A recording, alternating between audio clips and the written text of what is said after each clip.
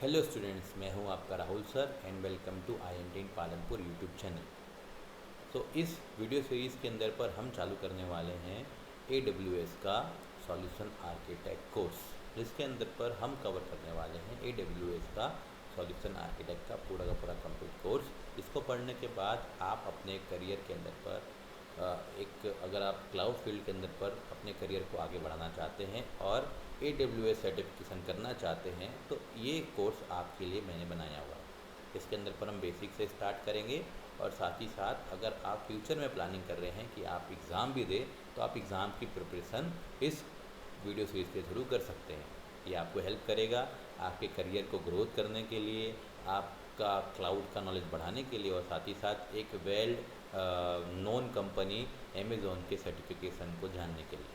तो चलिए शुरू करते हैं हमारे इस वीडियो सीरीज़ का चैप्टर नंबर 1, जहां हम देखने वाले हैं AWS सॉल्यूशन आर्किटेक्ट के सर्टिफिकेशन का इंट्रोडक्शन।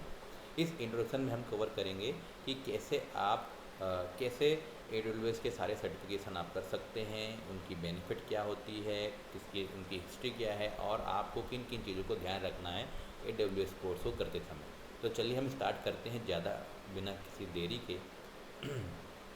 तो इस कोर्स के अंदर पर जो हमारा कोर्स का नाम है वो है AWS सर्टिफिकेशन सॉल्यूशन आर्किटेक्ट। ठीक है, इसके जो वेंडर है वो है हमारा अमेज़ॉन कंपनी, जो कि US बेस्ड एक कंपनी है।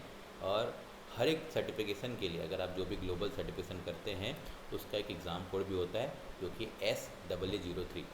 इन दी सेंस अगर आप इसका फुल फॉर्म निकाले तो होता है solution architect associate number 03। Total question जो आते हैं, टोटल मार्क्स के जो होते हैं वो होते हैं 100 से लेकर 1000 नंबर, जिसमें अगर आपको पास होना है तो मिनिमम 720 मार्क्स आपको पास होने के लिए अचीव करना पड़ता है। ठीक, इन कहने का मतलब है कि अगर आप 720 मार्क्स मतलब 72% आपका मिनिमम पासिंग स्कोर आपको तो अचीव करना ही है। टोटल क्वेश्चन होते हैं 65 एंड इसके अंदर पर आपको 130 एग्ज़ाम को पास करने के लिए। ठीक, एग्ज़ाम को पास करने के लिए कुछ पैरामीटर्स भी AWS वालों ने दिया हुआ है कि कौन कौन से मॉड्यूल्स को आपको कवर करना और किस मॉड्यूल से कितने परसेंटेज के सवाल आपको कवर करने पड़ेंगे। ठीक है, तो सबसे पहले जो हम लोग डोमेन की बात करते हैं तो इसके अंदर पर डिज़ाइन सिक्योर आर्किटेक्ट के 30% के क्वेश्चन आएंगे, डिज़ाइन रिसाइलेंट आर्किटेक्ट के 26%, डिज़ाइन हाई परफॉर्मेंस आर्किटेक्ट के 24% and design cost optimise architect के 20% के क्वेश्चन आपको कवर करने पड़ेंगे। और इसमें पास होने के लिए आपको 720 मार्क्स मिनिमम आपको पास आउट करना पड़ेगा।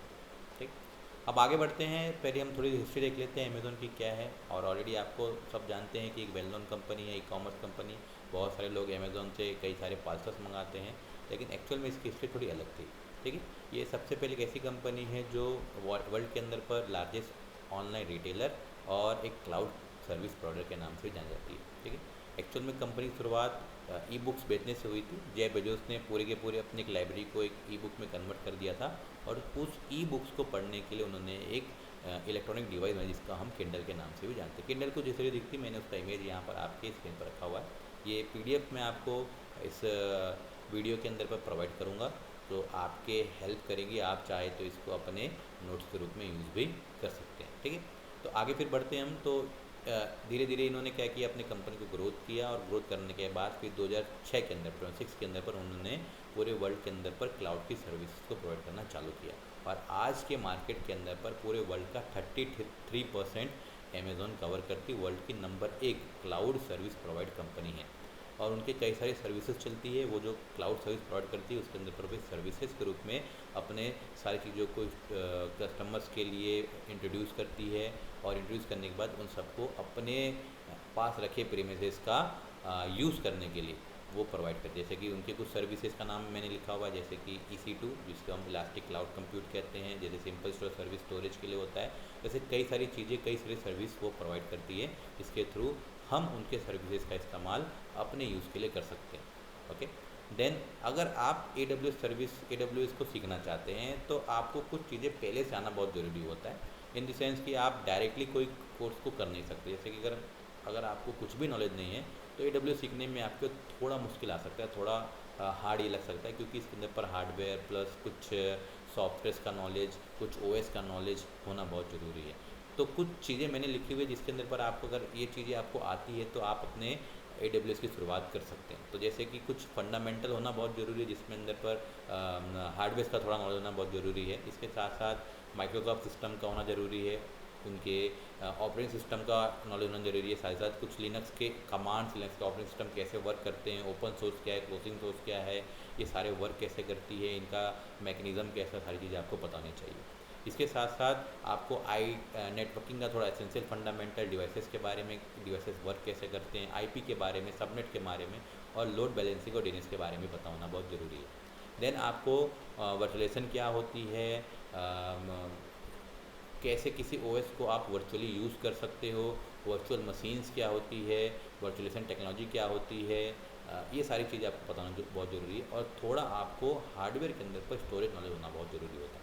तो कुछ चीज़ें आपकी ज़रूरी होती है जो इन द सेंस अगर आप इसको कंप्लीट करना चाहते हैं तो ये आपको फंडामेंटल नॉलेज होना बहुत ज़रूरी है। एकदम आप ऐसा नहीं कहें कि बहुत ज़्यादा होना चाहिए, क्योंकि ऐसे आज की कंपनी जो होती है वो कोई ऐसी कंपनी जो AWS यूज़ करना चाहती है तो उनके यहाँ पर कोई ऐसा बंदा नहीं है जो AWS को पढ़ा हो या non technical, non IT background से, फिर भी कंपनी उनको AWS करने को आजकल प्रेफर कर रही है, क्योंकि ये ऐसी कोर्सेज है जिसके अंदर पर अगर आप एक बार इस कोर्स को कंप्लीट कर लेते हैं तो आपको कंप्लीट क्लाउड का नॉलेज हो तो जाता है। कंप्लीट नहीं बोल सकते कि आप इंट्रोडक्टिव पार्ट आपकी कंप्लीट हो जाएगी और आप अपने करियर के अंदर इसको यूज़ भी कर सकते हो और कंपनी के ग्रोथ के लिए भी आप इसको यूज़ कर सकते हैं। तो कुछ बेसिक फंडामेंटल का नॉलेज होना आपको बहुत ज़रूरी होता है।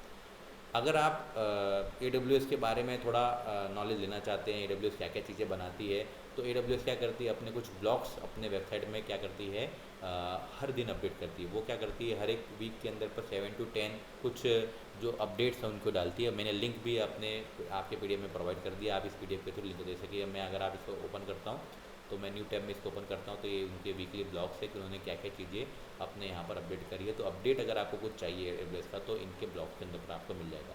तो ये न्यूज़ ब्लॉग है उनका और ये डेली बेसिस पे इसको अपडेट करते हैं, वीकली बेसिस पे इनको अपडेट करते रहते हैं। देन नेक्स्ट हम आगे बढ़ते हैं कि अगर AWS का सर्टिफिकेशन आप आगे बढ़ना चाहते हैं तो उनके कई सारे सर्टिफिकेशन के ट्रैक होते हैं। तो जैसे कि उनके 4 एक लेवल होते हैं जिसमें फंडामेंटल से वो स्टार्ट करते हैं और स्पेशलिस्ट तक आपको लेकर जाना होता है। स्पेशलिस्ट तक आपको कोर्सेज मिलते हैं।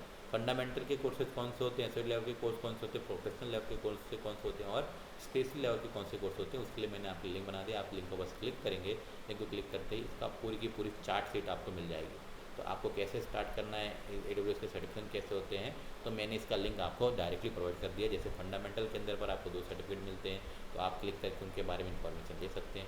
एसोसिएट लेवल पे कौन सा कोर्स है तो आपको मिलेगा, आप किस कोर्स को कर किस तरह के बेनिफिट्स मिलेंगे, क्या क्या नॉलेज होना बहुत ज़रूरी है।